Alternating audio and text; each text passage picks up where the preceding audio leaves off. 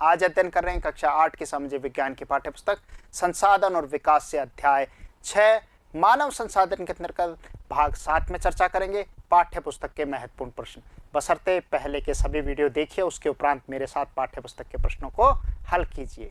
तो सबसे पहला सवाल देखते हैं आपकी पुस्तक में जो दिया हुआ है, लोगों को एक संसाधन क्यों समझा जाता है? क्योंकि लोग अपने आप में एक मानव संसाधन है, वह एक महत्वपूर्ण संसाधन है। हमने पढ़ा था मानव संसाधनों का जनक है और मानव की कुशलता से ही एक देश किस तरीके से विकसित राष्ट्र की तरफ बढ़ता है। तो यह एक लोग, उसकी एक छोटी इकाई है, जन, वो किस तरीके से एक मानव संसाधन बनता है। नोट कर लीजिए, लोग एक राष्ट्र के सबसे बड़े क्या होते हैं? संसाधन होते हैं।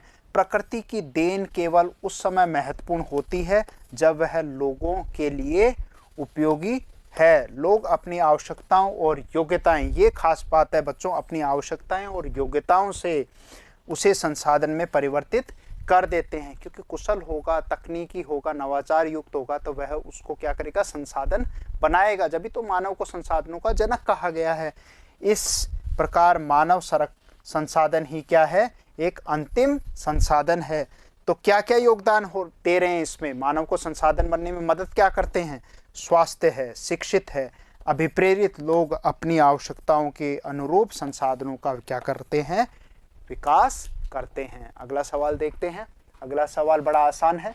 विश्व में जनसंख्या के असमान वितरण के क्या कारण हैं? हमने पढ़ा था कि जनसंख्या का समान वितरण नहीं है, अलग अलग।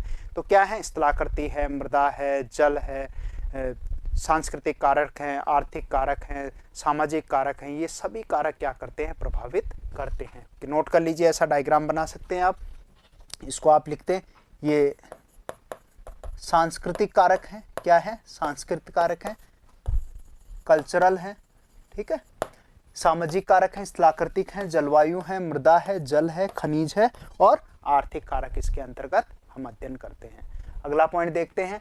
विश्व की जनसंख्या अत्यंत तीव्रता से क्या हो रही है? बढ़ रही है, तेजी से बढ़ रही है। क्यों बढ़ रही है? नोट कर लीजिए, क्या है? विश्व की जनसंख्या अत्यंत तीव्रता से बढ़ रही है क्योंकि कई देशों में जन्म दर और मृत्यु दर दोनों ही क्या हैं? उच्च हैं। दोनों ही उच्च होंगे तो क्या होगा? वृद्धि दर ज्यादा होगी। हाल ही में स्वास्थ्य सेवाओं के सुधार के साथ मृत्यु दर क्या हो गई है? कम हो गई है। परंतु अभी भी क्या है बच्चों?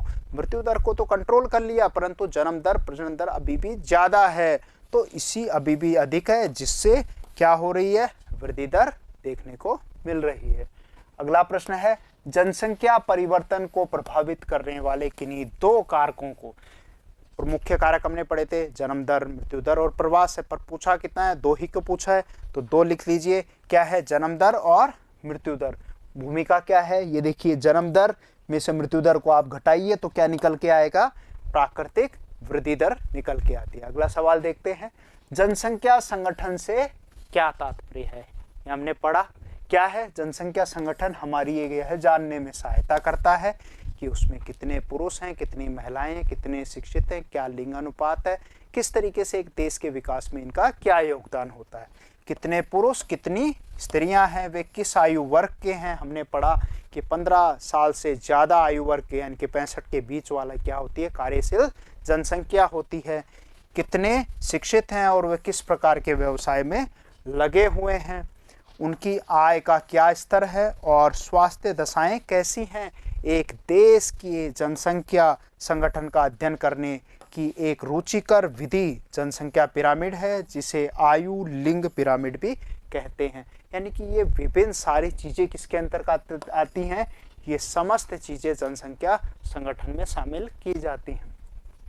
अगला सवाल है जनसंख्या पिरामिड। अभी हमने पीछे पढ़ा था, क्योंकि जनसंख्या के संगठन में एक महत्वपूर्ण, उसको समझने में मदद क्या करता है? जनसंख्या पिरामिड करता है। उसी का सवाल है, ये किसी देश की जनसंख्या को समझने में किस प्रकार मदद करता है? तो नोट कर लीजिए, क्या मदद करता है? जनसंख्या पिरामिड से क्या तात्पर्य है? क्या दिखाते हैं इसमें? कुल जनसंख्या विभिन्न आयु वर्गों में क्या की जाती है? विभाजित की जाती है। जैसे 5 से 9, 10 से 14 वर्ष। और क्या है? कुल जनसंख्या का प्रतिशत इन वर्गों में से प्रत्येक वर्ग में पुरुष और स्त्रियों को फिर उपविभाजित कर दिया था। एक तरफ हमने जनसंख्या को लिया, उनकी जो आयु वर्ग को लिया और दूसरी तरफ महिला पुरुष को देखते हैं। जनसंख्या पिरामिड का आकार उस देश की जनसंख्या को समझने में निम्न प्रकार से मदद करता है। हमने विभिन्न 3 देशों की स्थितियां देखी, कीनिया को जाना, भारत को जाना और जापान को जाना। तो आधार चौड़ा होगा तो वह कैसा है, कीनिया जैसे देश को बता रहा है, भारत को बता रहा है, और उसी तरीके से जिसका सकड़ा है वह जापान की स्थिति को दर्शा रहा है। बच्चों की संख्या 15 से नीचे निचले भाग में दिखाई गई है और यह जन्म के स्तर को दर्शाती है। ऊपर का आकार वृद्ध लोग जो कितने से है, 65 साल से अधिक की संख्या को दर्शाता है और मृतकों की संख्या को दर्शाता है। सही को चिन्हित कीजिए। ये बड़े आसान सवाल हैं। क्या है देखिए, पहला सवाल है जनसंख्या वितरण शब्द से क्या तात्पर्य है। वितरण, पहला ऑप्शन देखते हैं, किसी विशिष्ट क्षेत्र में समय के साथ जनसंख्या किसी प्रकार का परिवर्तन, किसी विशिष्ट क्षेत्र में जन्म लेने वाले लोगों की संख्या के संदर्भ में मृत्यु प्राप्त करने वालों की संख्या, किसी दिए गए क्षेत्र में लोग किस रूप में वितरित हैं। तो सही उत्तर क्या है, किसी विशिष्ट क्षेत्र में समय के साथ जनसंख्या में किस प्रकार परिवर्तन होता है, वही आपका क्या कहलाता है, वितरण कहलाता है।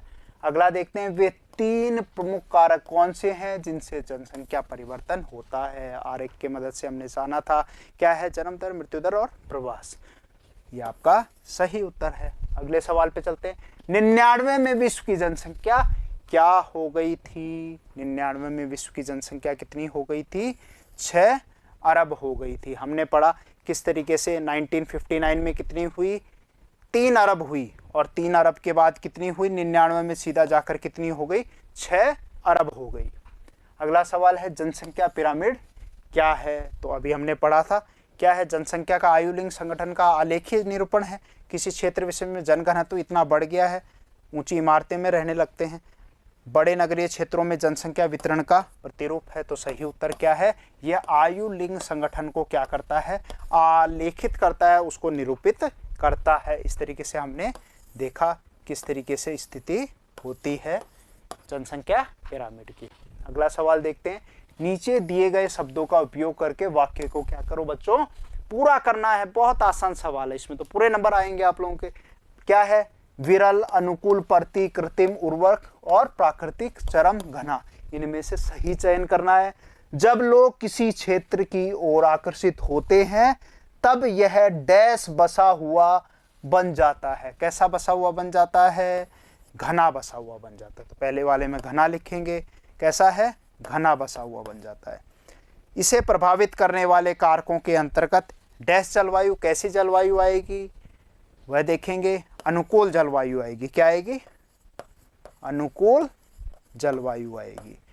डैश संसाधनों की आपूर्ति, संसाधनों की आपूर्ति कैसी रहेगी, कौन से संसाधन, प्राकृतिक संसाधन, प्राकृतिक संसाधन की आपूर्ति। और डैश जमीन आते हैं, कैसी जमीन, उर्वर यानी कि उपजाऊ जमीन इसके अंतर्गत आते हैं। सही उत्तर देखते हैं, ये आपके लिए सही उत्तर है। क्या है, जब लोग किसी क्षेत्र की ओर आकर्षित होते हैं तब यह कैसा है, घना बसा हुआ बन जाता है, घना बसा हुआ बन जाता है। इसे प्रभावित करने वाले कारकों के अंतर्गत अनुकूल जलवायु, प्राकृतिक संसाधनों की आपूर्ति और उर्वर जमीन इसके अंतर्गत आते हैं। तो आज के लिए इतना ही। नमस्कार, जय हिंद।